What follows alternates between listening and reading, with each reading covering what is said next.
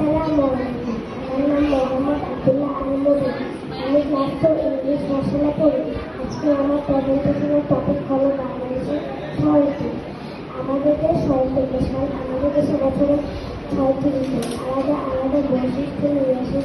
গ্রীষ্ম, বর্ষা, শরৎ, হেমন্ত, শীত ও বসন্ত প্রভৃতি ঋতু আমাদের জীবনে এসে এক এক রকম।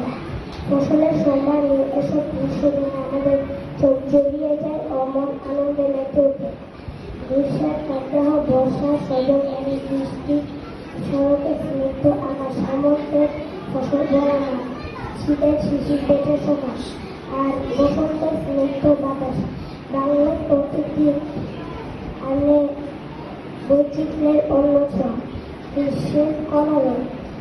গ্রীষ্মকাল করার বর্ষাকাল মেঘের দোষ, হেমন্তের পাখাদারের মাস, শীতের শিশির বেজে ফেলা।